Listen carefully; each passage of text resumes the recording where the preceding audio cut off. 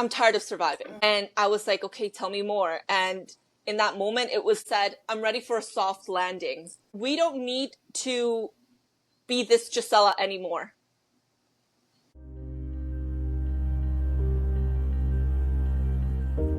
When you go beyond the surface and into the depths of who you truly are, you will rise.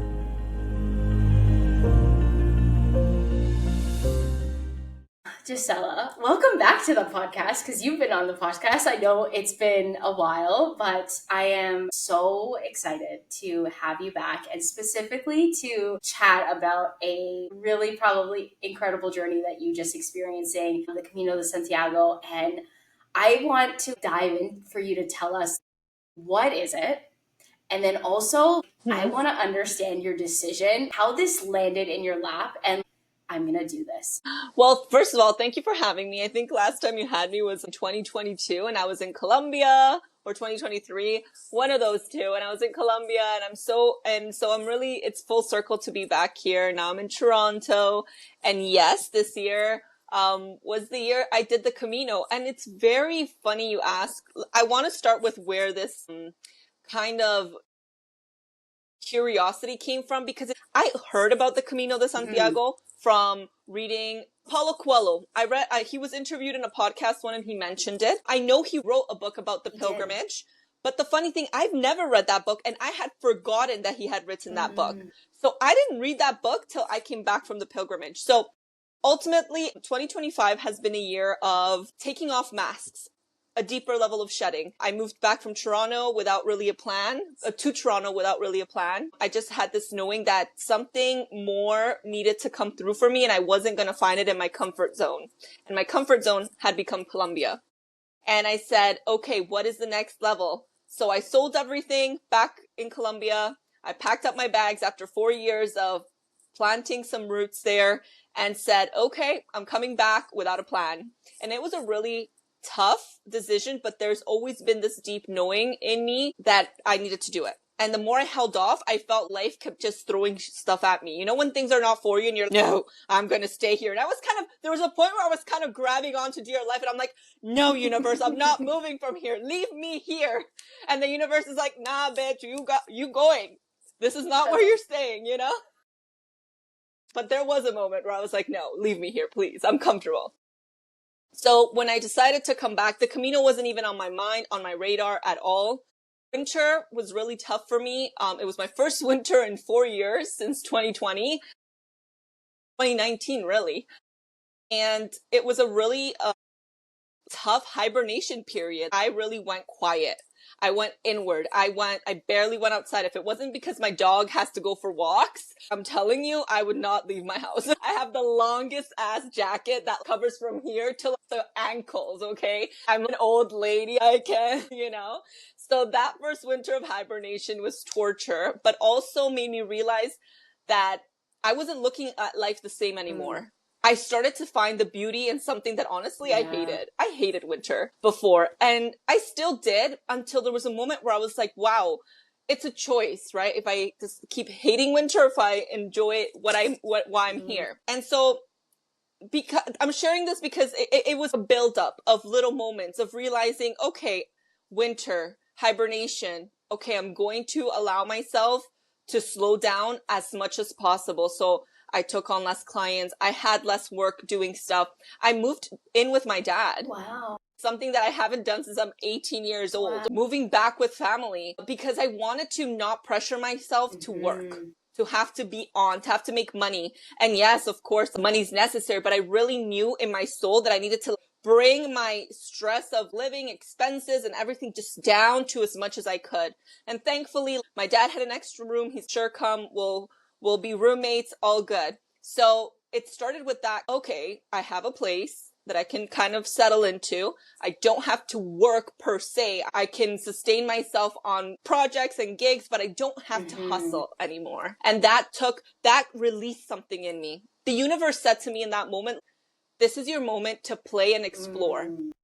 And so January came and I'm like, okay, And also my daughter, who I co-parent, has been staying with my ex more this year because he lives in a school district closer to the school district that we want her in. And so we made the executive decision and said, okay, you'll have her Monday to Thursday, and I'll have her Friday to Sunday. And that took a lot of responsibility that I've been carrying with me in Colombia, raising her, doing everything on my own, to now being able to share that responsibility more, right? And actually having a lot more liberty. And so I was presented this opportunity of, Gicela, you have the least responsibility you've had in years. And it was scary at first, because at first, trust me, the inner critic was, this is wrong. You're supposed to be with your daughter full time. You're supposed to be working. You're supposed to be making money. What are you doing? Boom, boom, boom. But every time I try to fight it and look for something, it didn't work. Something would happen. It wouldn't pan out, or I would just really feel that I was going against myself. Right. So by February, I think I surrendered to the knowing that I was, okay, Gicela, we got to stop fighting this. We got to stop fighting ourselves and understand, like, this is our moment. This is a very unique moment. Yeah. You know, sometimes we think that because things slow down that it's like the rest of our life, and it's not. It's just the chapter. It's just a moment, right? You are not going to be this free again, probably not for another cycle. Who knows? You know, who knows what comes after this? And so I just said, let's take this as a season. I think that's the hard part too. We were talking about that, right? It's when you're in it, it's so hard to be able to zoom out and see that perspective of, this is only a chapter in your life, right? It's so little in hindsight. It's so little. But it was a really hard thing to accept to myself. Hey, the universe is taking care of you. You have a few projects here. You have enough to pay your necessities and still have left over. So why are you forcing something that you don't need to force right now? You know? And so the Camino came from this. I felt I needed to devote myself in some way. Now, I'm not a religious person. But I'm a very spiritual person. And one of my goals this year was to connect and be more in my body. I feel like my body has been so forgotten in my process of healing. I've worked energetically, I've worked spiritually, but I've realized that I've forgotten about my body in the process. And our body is the vessel that receives so much, and we can't leave it behind. You know, we can't forget about it. And so in a very spiritual way, I said, this is the year I'm going to become the most delicious version of myself. I love that. And it has been the year that I've become the most delicious version of myself. And there's still more months to go. So let's see how delicious we can get, you know? But it came from that want of, okay, my spirit has been fed in so many ways. Emotionally, I'm there for myself, but how come I'm not taking care of my physical body? And so I remember that I've wanted to do the pilgrimage before, but I'm like, no, that's something you put off. One day I'll do that. You know, I would love to do it. A lot of people kind of talk about it, but I'm like, no, I have this moment in time right now where I'm not really doing much. I'm allowing myself to have this ample amount of space to dream, to write, to create, to be with myself, feed myself. This is the year. And it was a decision made in February to go in April. Okay. So it was a very quick decision. I looked up the fare. I barely planned anything. I just knew I was going to land in Lisbon. I had my first 3 days booked, and then that was it. Everything was on the whim. And is that like different for you? It is, and it isn't. And I'll tell you why. So it's funny because I am someone that leaps quickly into things. I am. But I hadn't done that in years. I think since 2020 when I decided to leap into Colombia. And I think I've lived through some stuff in Colombia in terms of safety, in terms of stuff that happened to me there in terms of safety, where I lost connection to my independence and to my sense of safety. And I think that impacted the way I was moving in the world. And so it changed my ability to trust myself in a lot of ways into leaping alone and independently. And I felt that this pilgrimage that I went on without consciously knowing, because it was just annoying. I had no idea. I have some money saved up. It's not that much. I was on a budget.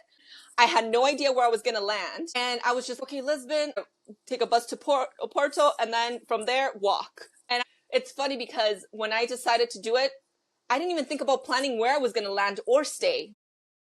And now I realize that that was with purpose. I think I needed to do that in order to trust my instinct again. Yeah. I needed to do that because I had lost trust with my instinct because I don't know if you probably know, but I got robbed in Colombia and drugged and, it was really traumatic. And then I got sexually assaulted here in Toronto on the TTC, which was also really traumatic. So I lost a lot of sense of, can I trust myself to be alone again, to be in spaces with other people and trust my instinct for danger, to take care of myself, And I think this pilgrimage, without me knowing, because this wasn't a known thing, but me choosing to just go and decide to land where I land. If I get tired at the 25-kilometer mark or at the 15-kilometer mark, find a hostel or find a hotel or find whatever's nearby and sleep, that was my vision. When I get tired, I'll just stop and find a place. Wild. That's such a powerful thing, though, to experience. I think I'm just having this aha moment, I guess, as I hear you, and especially with that piece around, in a way, just really going with the flow and just literally not having a plan and taking the one day at a time, one moment at a time, 1 hour at a time. And that correlation with how it teaches us and reminds us to actually trust ourselves, and where we begin to really start to lose that in the situations. And it's sometimes we don't even realize how far detached we are almost. I feel like that's the best word, is we become so detached. And then, it's you kind of wake up one day and you're like, what is going on? What's happening? Why can't I even hear myself? Why can't I even feel I can confidently make a decision for myself, or, discern something that's for me and what's not for me? And I'm curious too, how do you kind of differentiate maybe between intuition and fear? I imagine that was probably part of the process too, but how do you, in your kind of world, how do you differentiate between the two? Such a good question. I'm feeling into it right now, and what comes up is, I think my intuition speaks way before my fear speaks. And so if I am quiet enough internally, not quiet, but present enough internally to listen to the intuition right when it speaks, I don't have to get to the moment of fear. So for example, there's moments where you feel slowed down by life. So the Camino is a very literal representation for me of life. The hills up, the downwards, the rainy days. I'm like, God, can this get more literal? This is literally a metaphor for life, a living physical representation. And there's moments in the day when you would wake up and you're slowed down by something. And in that slowing down, sometimes I'd be like, oh no, I have to go faster. And I'm like, well, what if I'm being protected? And so I'll just fall into the slowness. I was traveling with my dog, so I was already moving slower because I had to find a place that would accept dogs. I would have to pay extra if they didn't. I would have to carry a lot more because I was carrying his food and my stuff.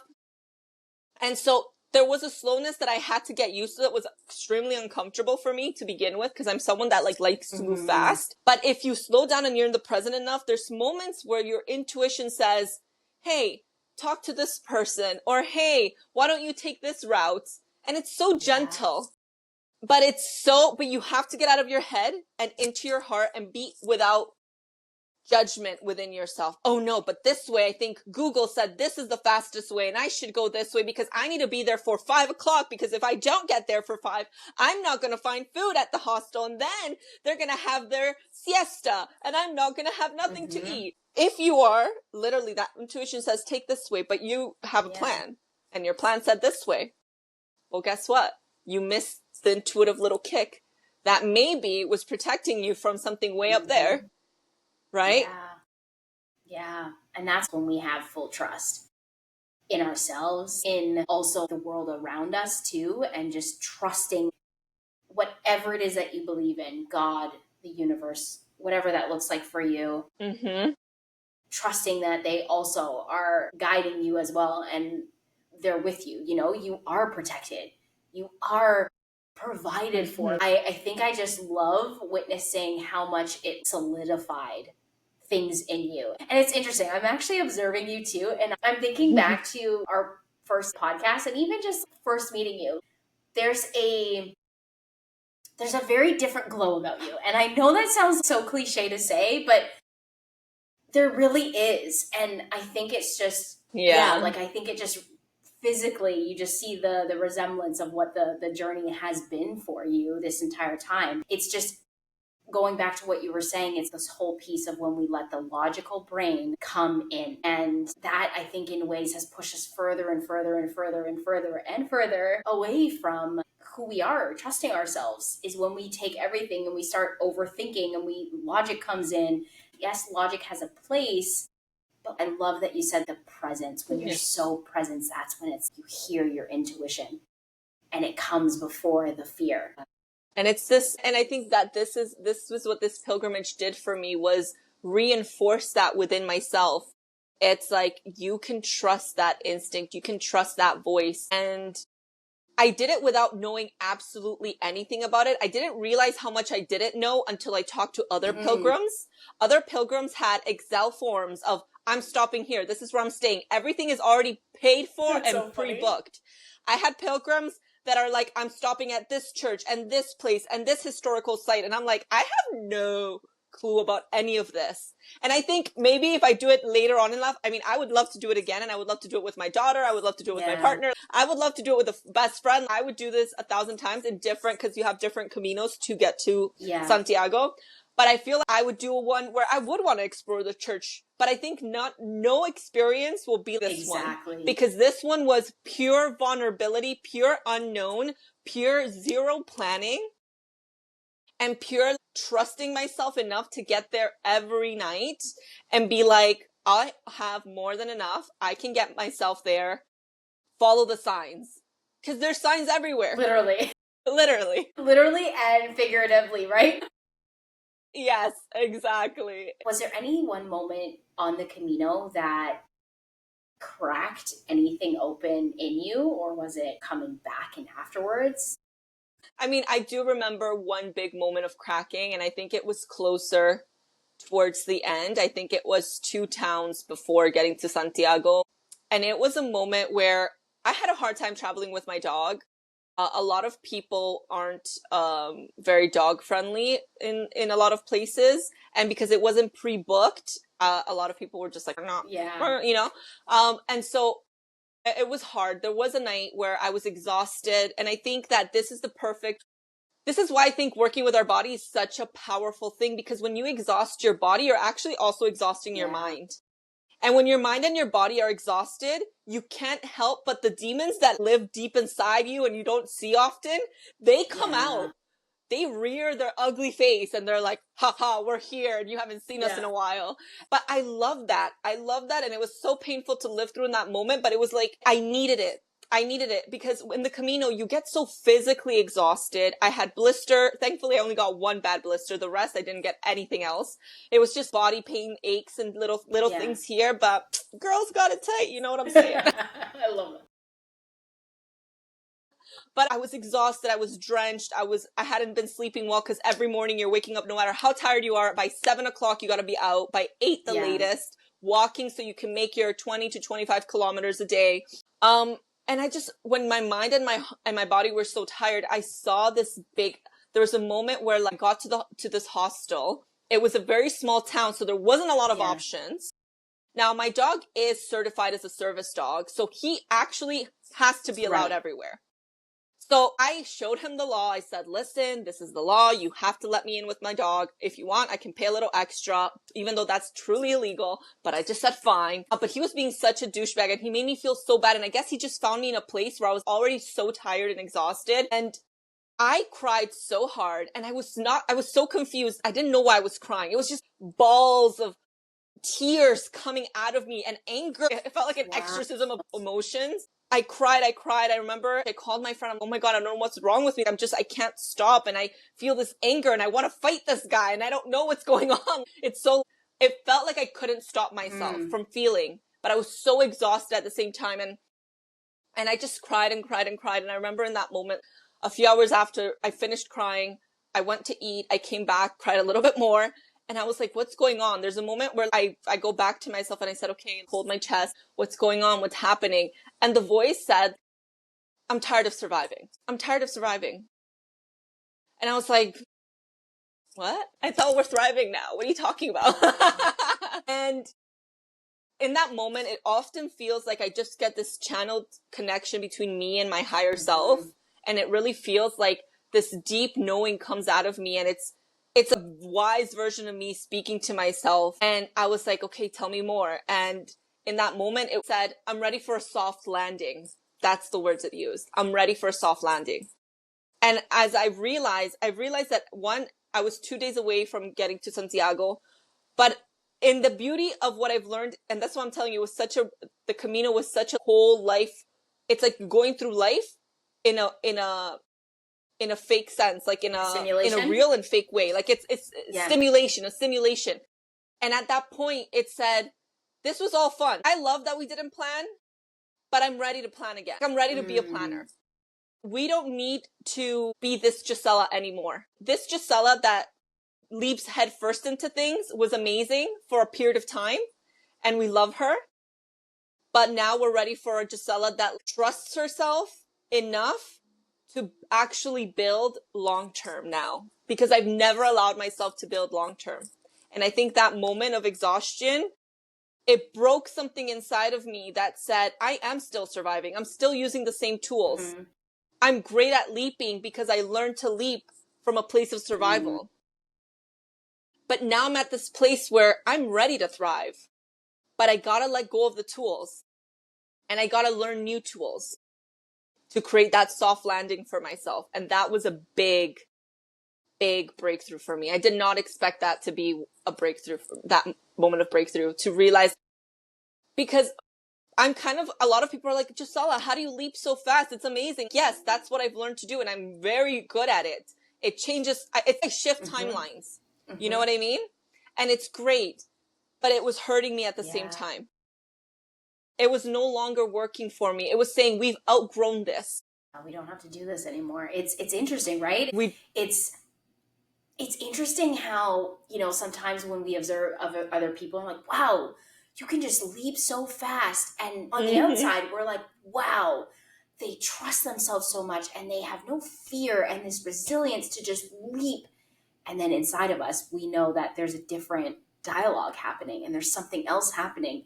And that's what I think is so fascinating to me, to observe about our own self, but then observing about other people, is for us all to do this quote unquote work to see what's beneath the surface and what's driving who we are. And there's going to be, of course, things that are going to surface. And what I witnessed too is almost, hopefully I can explain this, but as I was hearing you explain, what I'm almost witnessing too is like, Stella knows how to leap, and that is going to also continue to still serve you. It's like leaping with massive trust, and also being able to say, and I can plan, and I can hold both. And it's, I don't know, I just feel this huge harmony of masculine and feminine is what it feels like. Yes. I'm a manifestor in human design. So that leaping is a very natural thing for me. Speaking from my throat center is how I manifest things and get things to come towards me. And I realized that I also am a Virgo, and I also hold structure and planning and structure, and I can have both. And it's like, I can leap from here and already have a setup container for myself that says, baby, flow right in. I got you right here. Do you see what I mean? There was someone that I had a conversation with at the beginning of this year. Her name is Selena. And that's one thing that she talked about, is she gives herself the container. And then it's within that container, she gets to flow. And that is such a beautiful representation. And that's what I'm thinking about in this moment as I hear you. You give yourself the structure. And I don't mean just you. I mean, for every single one of us, we all need that structure. This is where the harmony, not the balance, but the harmony of masculine and feminine come in. And I think for a lot of us entrepreneurs, this is like such a big thing we have to learn, is bringing the harmony between the two. Is how can I have structure, and what does that structure look for me? For me, exactly. And then within that, I get to flow, and I get to take these what probably feels on the outside these massive leaps, and maybe to other people it doesn't look like leaps, it doesn't really matter, but we get to bring in this harmony of both. I think that's such a big lesson, and I think sometimes we have to swing on the opposite side of the pendulum. Like for you, the Camino was what it sounds like, full feminine, but if you think about it, you still had both, because the whole Camino was the structure. I know that I'm going from here to here. This is my endpoint. That's my masculine structure. Yes. Feminine's gonna flow in each day. Exactly. And I think that taught me about, again, the harmony that was developing within me without me even knowing, right? And that that the structure can be built every day as well. Yeah. You can have a long structure, a structure that I'm giving me that, for example, I'm going to use this season of my life as an example of my structure. So the season of my life that I feel in right now is a container of playing, of allowing myself to be, in quotation marks, less responsible, because that's not true. Really, it's just allowing myself to not be adulting. I would be adulting in other areas of my life, and allow myself to, within that area, discover truly how I want to move in the world again. Do you see? But every day I construct a structure as well, not just that season. Okay, this is my season structure, but then every day there's something being developed after that. And I have something I want to share with you guys that I want to talk about a little bit later towards the end. But I do, because of this Camino and because of this journey and being so deep in trust with myself, what it does, it helps you become a trusted channel for consciousness to flow through you. Really. In the end game, what I've realized after this journey and after going deeper and deeper into trust is the universe kind of says, hey, this girl trusts herself. Let's use her. Let's do something cool with her. You know what I mean? That's how I feel. I stopped being in my head and what do I build? How do I entrepreneur? How do I write this book? And I'm like, you know what, universe? This beautiful thing, I don't remember where I saw it. I think it was a book I read. I have to find it again. Oh no, it was a card. It was a card pull from one of my decks. And I started saying it since the Camino. It says, universe or creator, use my mind, body, and soul. No, turn my life into a moving prayer. Turn my life into a moving prayer.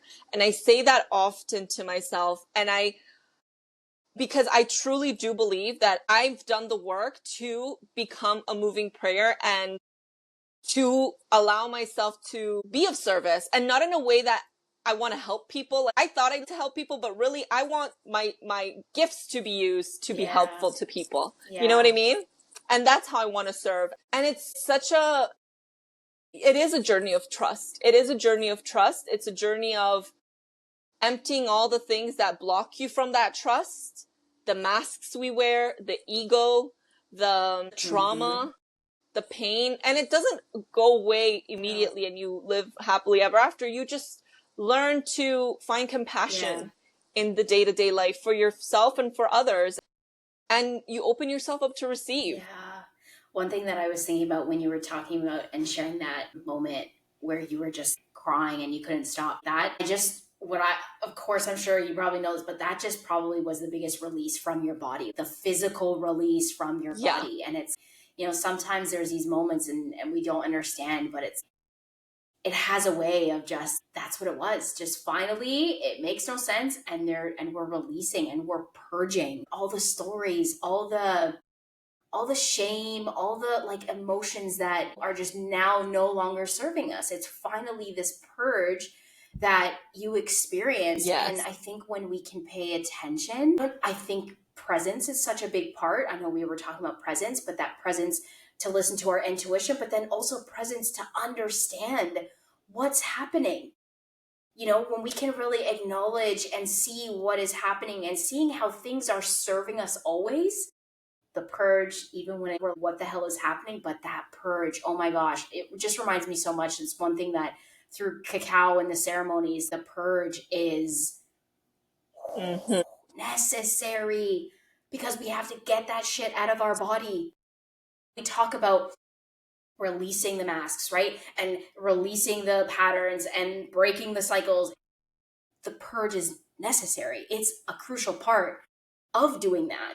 in order for you to then have more space, right? I'm just witnessing you too. And it's what a beautiful thing to then be able to release all the shit and then be a space to act, have space to receive now, you know?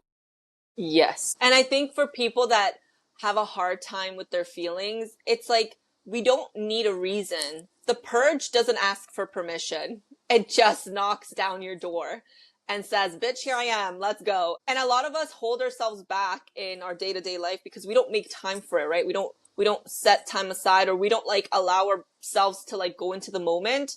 But oftentimes it's always knocking. It's kind of like, hello, are you going to answer? Hello, and you're going to answer. And then that's why a lot of us, when we go on our period, we turn into a whole other person, because it's the only time that we give it permission to exist. But it's not. It's always there. We just don't give it that permission, yeah, you know? We don't give ourselves. And I mean, that's the whole thing, is that we also, are we really taught?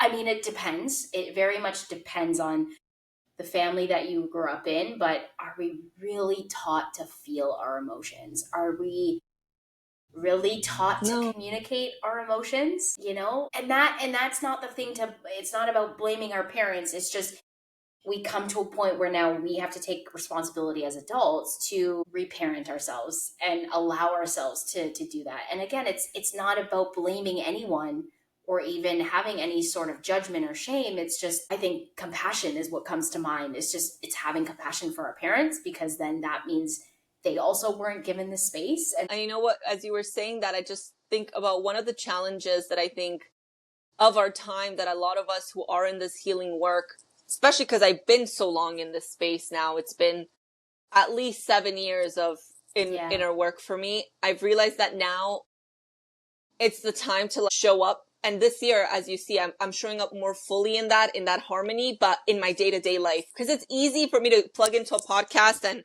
say my spiel and share my wisdom with you, but it's a lot harder when I'm in the elevator with my neighbor and I can choose to be a better person in that moment and say, hi, good morning. How was your day? Or you know, my dad came home from work and I could say, how was your day? How are you feeling? Applying it to day-to-day life is a lot harder than going on my podcast and talking about it, doing it with myself, doing it with people like you who already do the work. My next challenge, and it's something I'm challenging myself in, is how do I take it to the next level of not it being just for me, but actually making myself the embodiment of that truth so that it seeps through me no matter what, and it reaches and touches everyone I come into contact with. And what in that have you uncovered? Do you have answers in that? Maybe this ties in together. Ever since I adopted my dog, and my dog is a very important part of my journey, because of him, after all of these really terrible things happened to me, he came into my life. I adopted him off the streets of Colombia. I never consider myself a dog person or a pet person in general. No, I travel too much. I don't want to have more responsibility. I already have a daughter now. But this dog came, looked straight into my soul and said, bitch, you need me. And I'm like, okay, fine. I remember when he came into your life. I remember watching your Instagram. Yeah. And I'm just like, so cute to see that him now with you on the Camino, and you still have him. Like, it's just, I love. He's my guardian. I feel he's my soul animal, my soul spirit. I don't know. We just connect on such a deep level. And so since he came into my life, he's probably a manifester. I don't know his date of birth, but he's probably a manifester because he's initiated me in so many ways. He initiated this way because one of the biggest questions I've had for myself, being a manifester, if you know anything about manifester, we have core wounds around not feeling we fit in, not feeling we have community around, not feeling people can be trusted because we've always been told we're too much. We've always had to be small. In my family, I always had to quiet down, not say the truth. And I was a very firecracker child. And so I was always kind of, shut down. And so one of my biggest questions has always been about community, has always been about what happens when you don't feel like your family could really ever be your family. And that's a real question for me. And I don't know if I'll ever have my father and my mother feel like my father and my mother. I've come to understand them. I've come to love them for who they are as much as I possibly can in this moment. Hopefully that grows even bigger day to day, but I've never felt like they were my parents. The energy has never been of a protector, of a shelter, of a home. It's always been of survival. We've had you because this is what society told us to do. We did what our best was, and that was it. You didn't starve to death, and you had a shelter over your head, but every other need was never met. And so I have always asked myself about family and about community and about that question. Ever since this dog came into my life, in a moment where I couldn't trust my own self, where I didn't feel safe around people, where I stopped going for walks. And when he came into my life, I finally went out for walks again because I had him by my side. He started to open a door for me where all of a sudden I had a group of friends with dogs, and we would go for group walks. And all of a sudden, if something happened to my daughter or to him or to me, everyone wanted to know. They celebrated my birthday. We celebrated their birthday. We celebrated dog birthdays. And it started to snowball and grow. And I was like, what is happening right now? I'm feeling these strangers feel like family. And I started to open my heart up in ways that felt so random and so rare, because to be honest, even the friendships I had held into up to that moment were always based on like me, please. I'll do anything for you to like me. Accept me. And I held on to a lot of friendships from childhood that weren't authentic. And I always felt like I was in competition with other people for other people's attention. And I was like, I think I'm just keeping these people in my life because I feel like I don't have anybody else that knows me to this level, you know? And obviously living away from all of them, that changed the dynamic. And I said, okay, I have to ask myself this question about family and community and what that's going to look like. And so the answer I've come up with, honestly, after moving so much and living in so many different places, neighborhoods and stuff, is that when the community is not made, you make the community. And that takes a certain type of bravery that I think that my journey has allowed me to have. And so this year, I've had moments where even moving into my dad's neighborhood, I met this older woman who also has a dog, and she has become like family to me. We walk each other's dogs. If I make food, I'll share with her. If she makes dessert, she'll share with me. She's a big dessert person. She's Portuguese. I love her. And she's changed my life by just being there.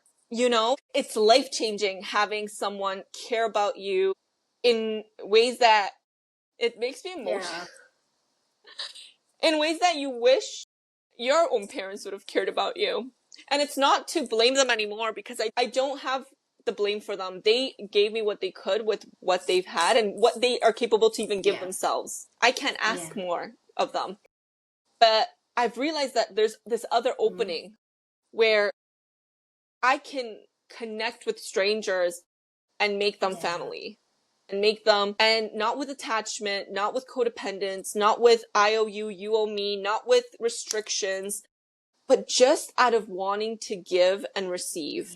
And so the universe is sort of, I mean, I would love to take full credit for it, but honestly, I think the universe literally was like, baby, I'm planting this seed inside of you and we're going to water it together. So since this development of community and family and this big question that I had within myself, and you're the first one I'm sharing with publicly, I'm actually in the works of developing an app called Neighborly, Small Acts, Big Impact. And it's all about intentional community, and it's about returning to the currency of relationships locally, in your building, in your neighborhood, reteaching people how to interact with each other. And all this wisdom has come down from my own experience, from Indigenous teachings that I've been learning. That's one of the reasons I was in Squamish, Vancouver, learning from Indigenous leaders. The art of reciprocity, the art of giving, the art of receiving, the art of working with nature, and realizing that nature does not need us. We need it. Just reteaching people something that was robbed from us, right? Community, people, relationships, being able, how many times are we throwing out food because we have no one else to share the extra with? How much produce is going to waste because we have no one to share it with? Imagine an application with your community. Hey, I have extra pasta. Who wants it? Hey, I need an extra battery, so I have to go to Walmart and buy a whole 20 pack or 4 pack for one battery. Hey, I need a cup of sugar.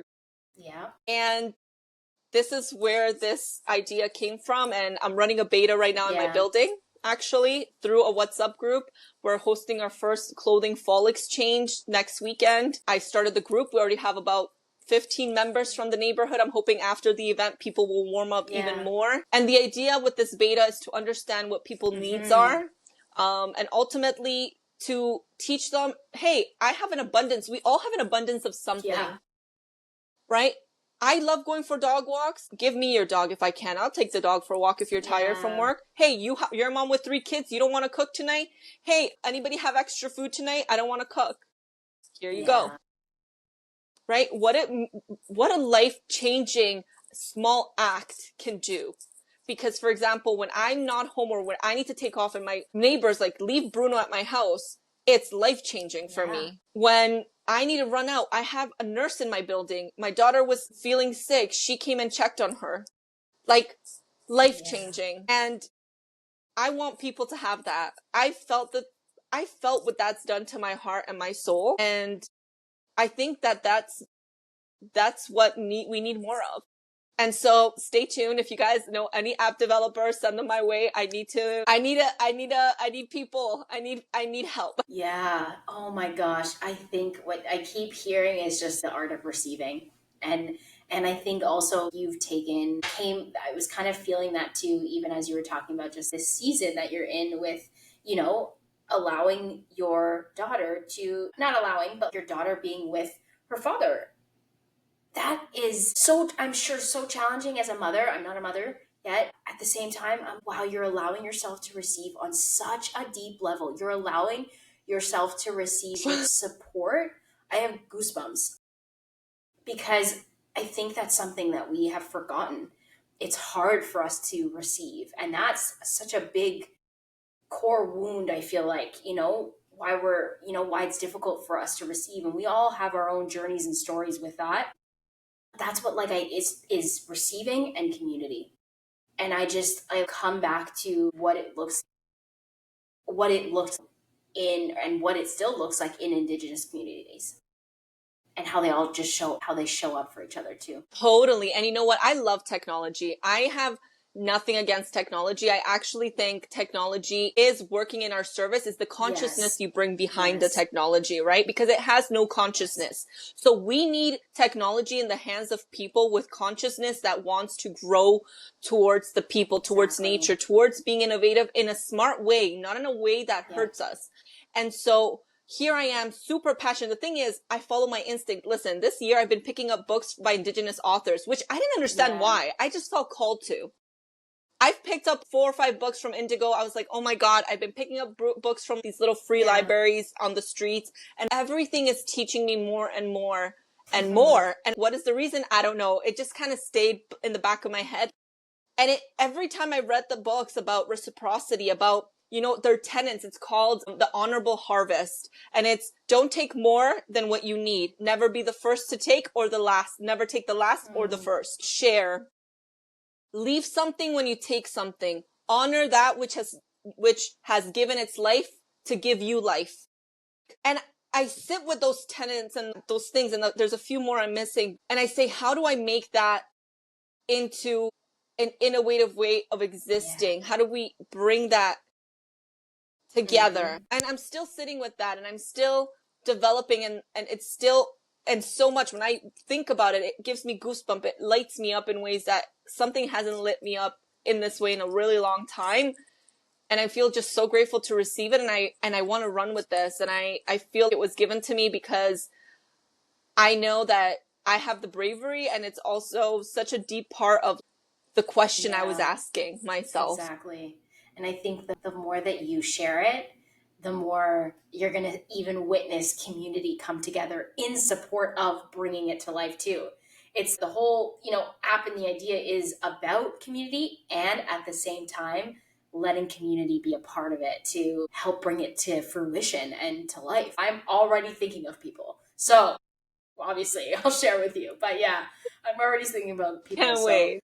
Yeah, I'm so grateful for you, and I'm so grateful for you sharing this chapter, this story in your journey, and this experience that you had, for our friendship, for being able to connect with you, and having you here and just sharing this piece.